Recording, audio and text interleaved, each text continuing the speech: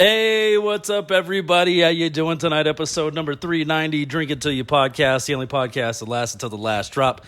How the hell is your Sunday going? How the hell was your week? Hope everybody's okay. I hope you're safe out there. I am drinking these White Claw Surges, 8% alcohol by volume. I just had the Blood Orange. I'm working on my third can. The Blood Orange, just my honest review, White Claw, you got to do something with it. It's not that good. It was like I would take a drink and like shudder swallowing it. You know what I mean?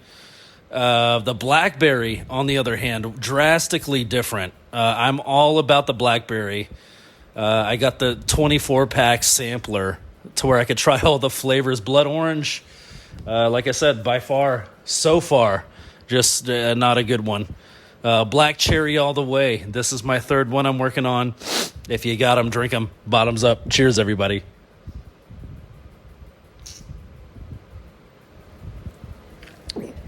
All right. First topic. If you guys haven't figured it out yet by listening to this podcast, I am sports obsessed, man. It was a great sports weekend. UFC, MLB, NASCAR today. Go Christopher Bell. But sometimes I like to venture outside the regular sports. You know, the hockey, the baseball, the football, the basketball. I like to find weird sports. The weird sport I found before that I've mentioned is like basically ice fighting. They're on hockey skates like they're ready to play hockey, and they just fight in a circle and just punch each other, which is an interesting sport.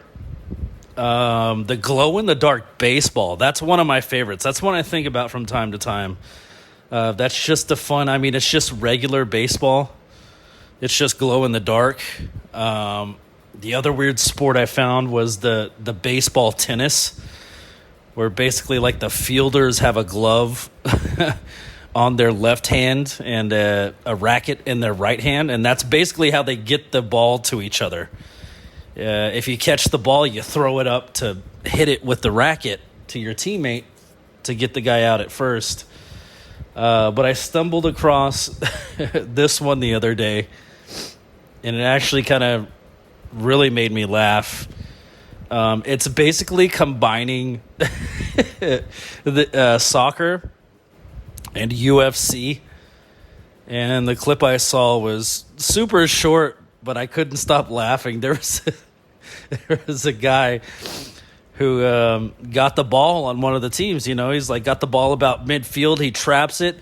He's about to start dribbling it, and three of the opposing, I can't even describe it without laughing. It was so damn funny. But three of the opposing teammates just surrounded him and just started swinging at him and like beating the shit out of this guy. And the guy forgets all about the ball. He's like, all right. You know, he like backs off. The other team takes the ball, and it was just funny the way they surrounded him and just like beat him up like he was his little brother. You know, he was their little brother. That short little clip, it just cracked me up. Like the things we think to do. You know, when baseball's not good enough, grab a tennis racket. When soccer's not, and you know what? I've talked about this before. Soccer players are so soft. You know, that's like the dial all the way to the left on the softness of soccer players. And this sport just dials it up all the way to the right. You can trap the ball. You can juggle it on your feet. Dude, it kind of makes for like a comical sport. You know, you get like this guy who's out there who's like Lionel Messi, and he's like badass with this soccer ball, but he forgets about the physical part of it, you know, that the other team can come up and just punch him in the face. And it was just an entertaining sport to see. I want to see more of it. So yeah, there's a new sport. In case you're on Twitter, go check that one out. You might be able to find it on YouTube as well. I still need to learn the rules of rugby. I actually kind of like watching rugby from time to time. It's just on randomly here in America, at least. It's like before, the White Sox played the Cincinnati Reds. It's like they'll play a little bit of rugby, but I don't understand the rules, dude. Like I gotta look them up. I gotta figure out. Because say what you want about football, and I'm not taking anything away from those guys. This fucking 300, 400-pound lineman who would squish me like a bug. I'm not talking shit on that, but rugby is just a whole other animal. You know what I mean? It's those guys. I mean, going without pads and still like running full force into someone else, like there's no guy on the rugby team who's like out of shape. Like you can play baseball and you can be, you can have too many burritos after the game and you're just like an overweight, but you're still athletic. You know what I mean? It's just the physique is lacking, and that's not to say you can't be big and play baseball. There's been plenty of big. Babe Ruth was supposedly drank like a fish. He was not a slender guy. Bartolo Colon. I've seen him make some of the most amazing plays on the field, and he's not anywhere near a bodybuilder, but that doesn't mean not athletic. What's that video that's all over Instagram and Twitter and stuff? It's like the dude who's kind of like chubby at the skate park and he's on rollerblades. He like does a flip right in front of the camera. Like he goes up the side, does a flip onto the platform, and he slows down for the camera and he's like, this is the ideal male physique. Or something like this, like get over it or forget about it or something. I don't know. Yeah, chubby, it doesn't necessarily mean not athletic. But yeah, dude, there's been some hefty guys back in the day. I always feel like catchers are the hefty guys. For whatever reason, I just wasn't into baseball when I was a kid. It was so boring to me. As it is to a lot of adults too, nowadays. But I just couldn't get into it as a kid, and my mom always wanted me to be the catcher. You should be the catcher. It's like looking at highlights over the years, like it's just not a good. Out of all the positions to play, I should play catcher, where the dude is like steamrolling from third base. It's like going to give me a concussion so they can win the Little League World Series. You know what I mean? Like, that's the worst. And it's the worst on your knees. How do those guys do that, man? I mean, game after game after game. Like, is there special, like, fish oils they gotta take? I mean, there's gotta be some kind of special lubrication for a catcher's knees, dude. Like, just being down in that position over and over and over, like throughout a 9-inning game, even with things sped up as they've done, the MLB has done. That's a lot, dude. That's hard. That's the hardest part, I would feel like. The catcher has to do so many things. And like know so many things. Not only is it probably one of the most, the outfielders, they'll sprint to catch a ball or something. They go in spurts, but just constantly, the catcher just has to have an idea of what's happening on the field. He's basically like the captain. Aside from the pitcher, I would say the catcher is the captain. He's the one asking the pitcher, like, is this one good? He's got the game plan. The pitcher's just more of a yes or no man. But anyways, lots of good sports this weekend. As I mentioned, it was hard last night, man. The UFC was on, and it got to the main event, but it got so late into the Rangers-Astros game. That was a good one, man. It was back and forth. I couldn't flip off the Rangers game. I couldn't stop watching. Of course, as you know, it's the Silver Boot series. My Texas Rangers taking that series today from the Astros. What a way to wrap up the first half before the All-Star break.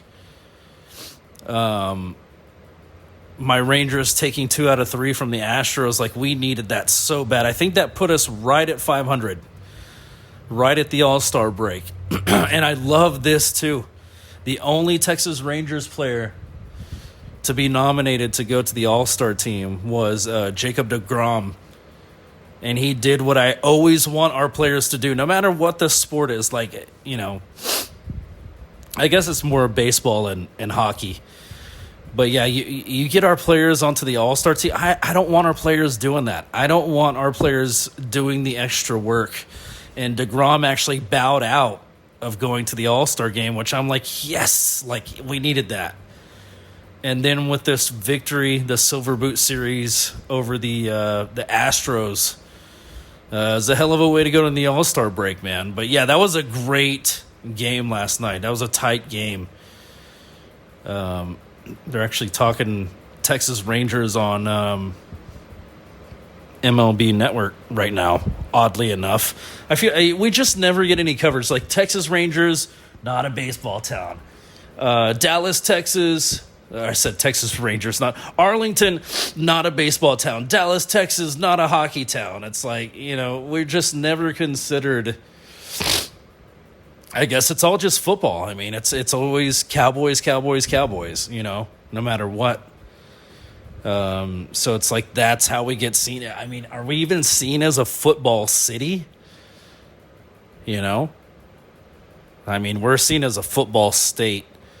I can answer that question. I don't even know why I asked that question. I've been to a Little League game, a Little League football game, and that's enough to tell you how serious we take football in the state of Texas. Dude, they got like walk-up songs for kids, and the kids are like all into it. They're all bouncing around, like talking shit to the other team. It's crazy, dude. Like, they get so hyped. I remember I was driving. It was like 9 a.m. one time, just kind of through my city, and I'm driving past a park, and dude, like from the road, I can hear they're just jamming out on the Little League football field, just getting all the kids hype, all the parents are hype, like that is the lowest level too. You know what I mean? Like, it's just crazy how deep it runs, how serious it is. I mean, I've seen some serious soccer games too. Don't get me wrong. When you get competitive parents, that's when it becomes a hazard a little bit. One guy never made the team. He's always the guy yelling at his son too. Damn it, Philip! Get the it's like, dude, calm down, bro. This is not like the World Cup. The coach, too. Not only the parents, but the coach. Dude, growing up, some of those coaches, I just can't believe they were allowed to be coaches. And then how do they go to work the next day? That's what I always wondered. A full, game. It's probably like a 40-minute game of just screaming at the top of your lungs at your kids to get the ball. Like, how do you guys even have lives after that? You know what I mean? Like, I don't know. It's just too much. I just, even as a kid, I remember being on the field, and the other team, like we had a pretty good team growing up, so we were good at pissing other teams off and like beating them, and I just remember being on the field and the other coach just get the ball, just at the top of his lungs. And even as a kid, I'm like standing on the field, I'm like, Jesus Christ, man, like good Lord. You're embarrassing yourself, sir. Like, it's just outrageous. It's a kid's game. It's the first game of the season. You know what I mean? Like, chill out. It's gonna be okay. They always say the son's coach or the coach's son. My brain is just like backwards today. I don't know what I'm doing. But they always say the coach's son gets special privileges, but I always thought it was the opposite. I always thought the coach was like harder on his son because he wanted him to be like the all-star of the team, and he just wasn't. He's up there like pulling flowers out of the ground and like picking his nose, and pisses the coach off to no end because he's not the all-star. But yeah, anyways, go Rangers. Good going into the All-Star break. A little bit of NASCAR today. It was a road course. I actually don't know where Christopher Bell finished, but I know all right, he finished 5th. That's not bad. Just collecting those points, those playoff points. And I still haven't figured out how it works. I guess I'm just going to have to watch the playoffs for NASCAR to just really figure out how it works, because I don't know. I don't know how they do it. I guess, I don't know, is it top 8? The top 10? I don't know how they do it.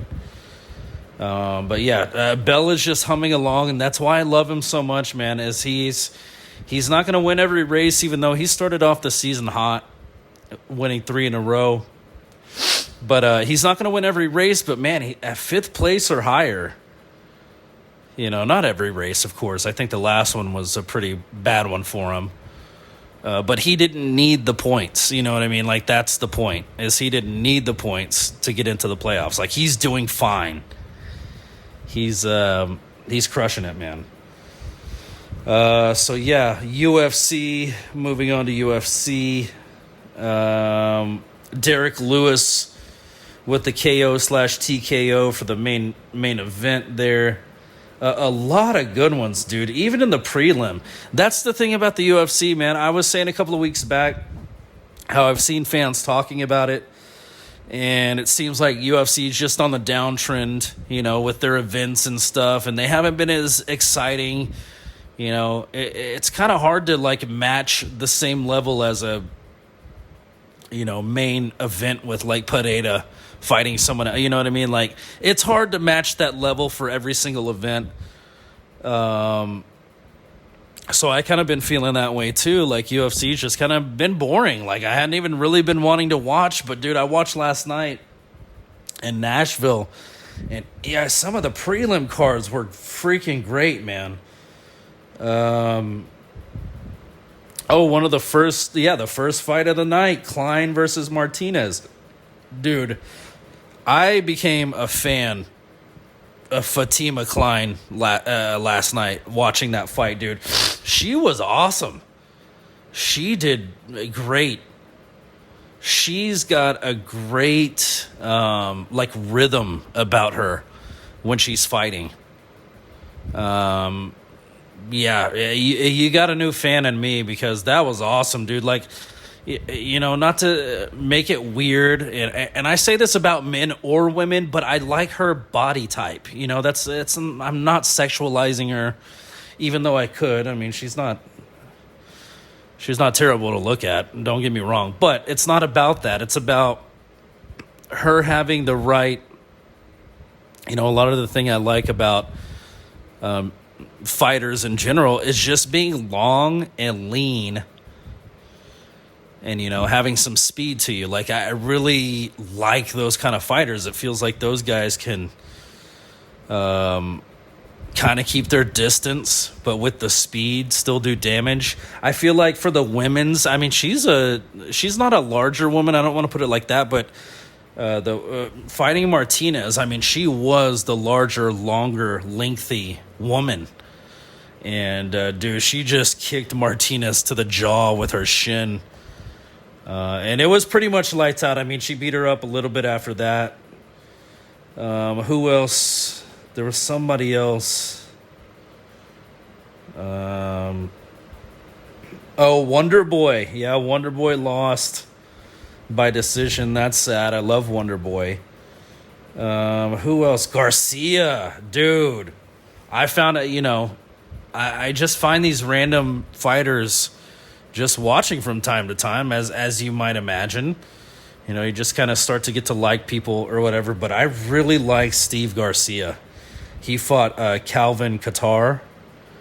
But it's that same thing I was just describing. I love Garcia's body style. And not only does he have a great body style, but you got to know how to use it, and he absolutely does. The long arms, the long legs, the long reach. Yeah, dude. When someone knows how to use that kind of stuff, it's dangerous, dude. You couple that with speed. And, the other fighter is in trouble. So, yeah, a little bit of UFC, a little bit of MLB. A little bit of NASCAR there.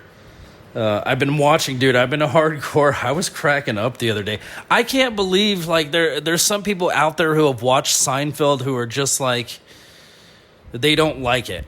Sometimes I think they're just saying that because it's the cool thing to say. It's cool to not like what everybody else likes. Oh, he's different. Oh, he's cool because he's different. What, Seinfeld? Ugh, I'd never watch Seinfeld. That's not cool. I hate it. And everybody's like, oh, whoa. Everybody that I know loves Seinfeld. And this guy doesn't love Seinfeld. I mean, he just must be, just so much smarter or superior than everybody else because he doesn't love it. Who doesn't love Seinfeld? I feel like it's a little bit of that. But, dude, I was watching the other day. It's just one of the best shows. I mean, it's made all the money. It's won all the awards. It's done all of that for a reason. It's just a great show.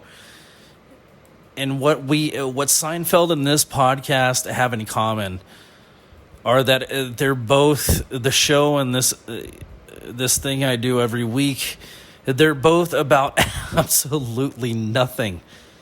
About absolutely nothing. You know what surprises me, what's crazy to me, is George Costanza, back then, was considered the balding, fat friend. You know what I mean? And it's you go watch episodes of it, it's that dude's not fat, he's just stocky. The same thing they say in the show, he could lift 100 pounds over his head. God, they're fucking cracking me up the other night. But dude, I started thinking about it. It's a big New York City thing. That's where Jerry lives, and that's kind of what the comedians do, whether they live in Austin now or California or New York. That's what they all kind of like to do, is get a place close to a couple of comedy clubs, at least just one comedy club within walking distance. Go down there, do your work, practice your stuff, work out the kinks, and get ready to basically go on tour, and I always thought that was just a cool, that's better than acting to me. You know what I mean? Acting just it feels like it has so many more pressures, I mean, it definitely a lot more lines to learn, that's for sure. But yeah, it's just the better version of that. It's almost it's actually better than being a musician in a band on tour. I have to imagine, just for the fact that you don't have to lug around equipment.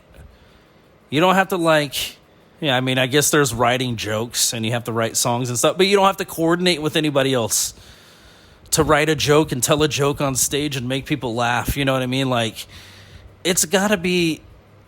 And then you go on tour.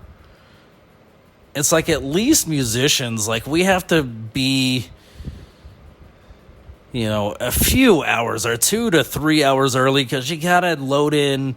You got to, I mean, depending on the level of your band, like Metallica doesn't load any of their shit. And they haven't loaded it in since, like, probably like 1980 something. You know what I mean? Like, the early days. But after, they don't. But the average band I'm talking about, who has to load your shit in every night, play the set, load your shit out, have the merch set up, pack up the merch after the night. So, it's just a fucking beatdown. And I think being a comedian, it's got to be the best, man. You just get up there with your thoughts and your microphone. No band around you to, like, fuck up the rhythm. You can fuck up your own rhythm, don't get me wrong, but, there's no drummer back there who smoked a little too much pot who forgot you added a new verse. You know what I mean?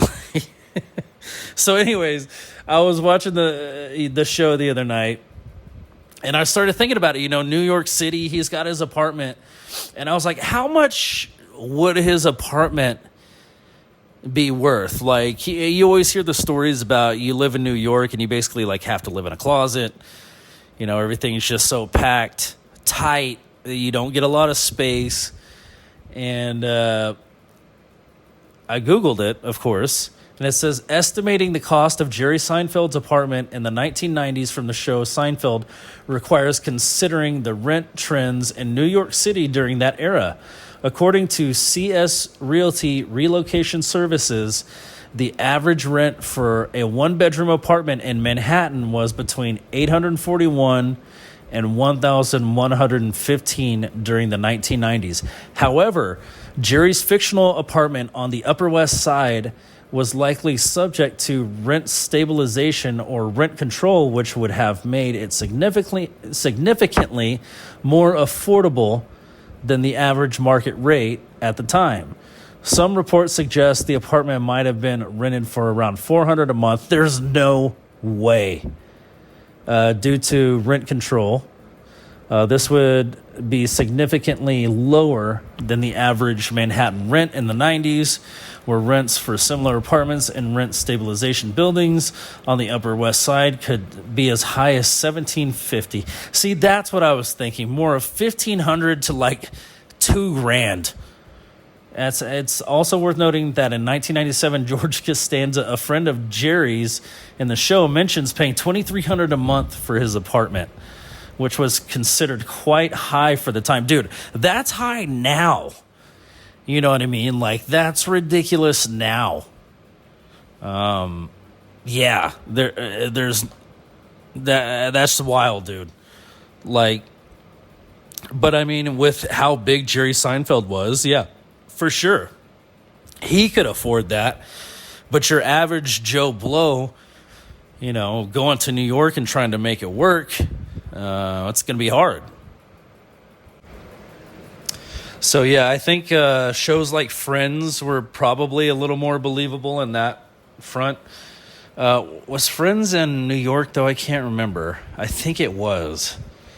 But, they were all kind of living together. So it's like $1,800. It's like, okay, $900 each. No big deal.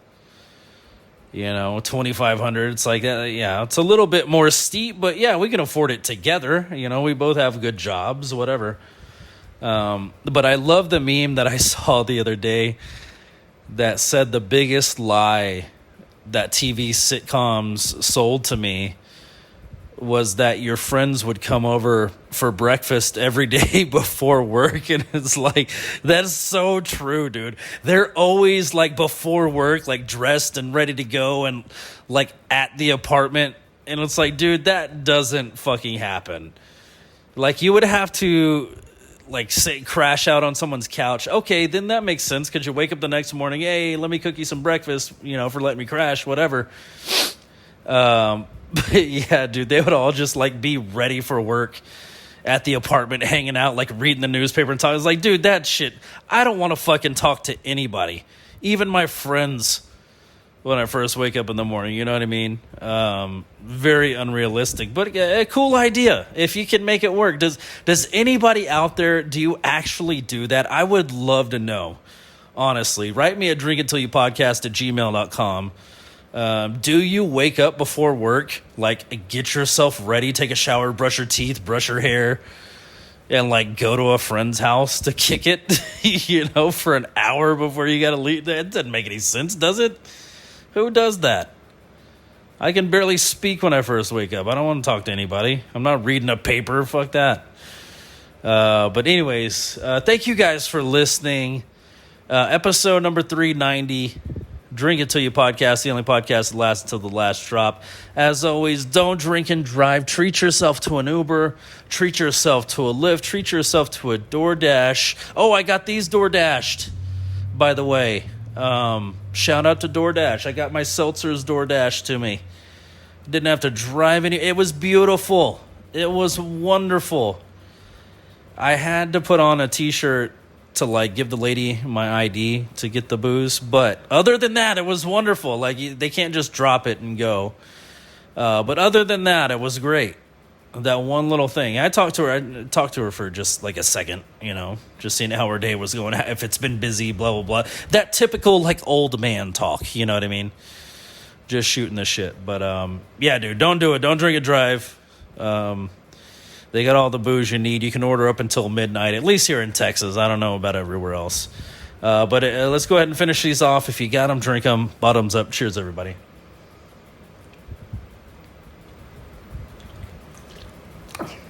What is this, the MLB draft? How fucking boring. I'm not watching this.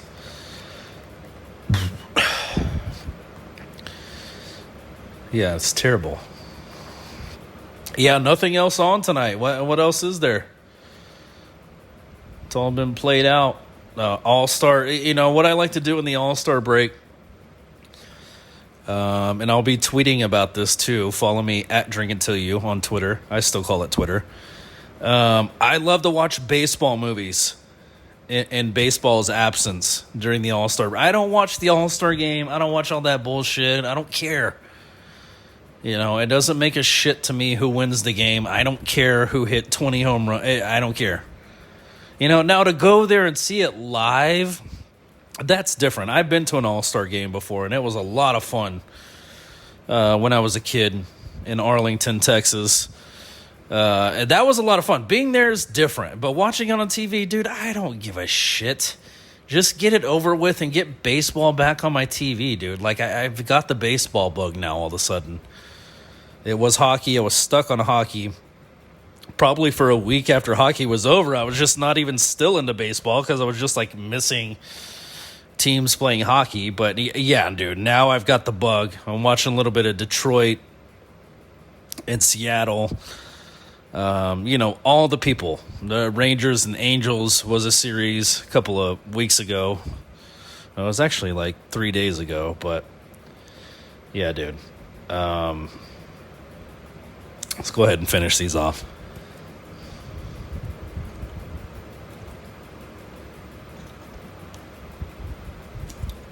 All right, guys.